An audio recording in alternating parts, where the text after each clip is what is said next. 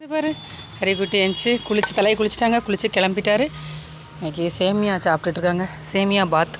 சேமியா குழையாமல் இருந்துச்சுன்னு வச்சுக்கோங்களேன், அது சேமியா. குழஞ்சிருச்சுன்னா சேமியா பாத்து. இன்றைக்கி நல்லா குழஞ்சிருச்சுங்க.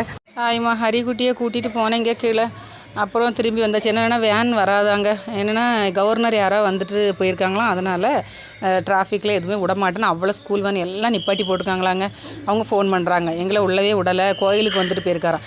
வர்றவர் இந்த ஸ்கூல் டைமில் எங்கே வரணும், இல்லை லேட்டாகி வரணும்.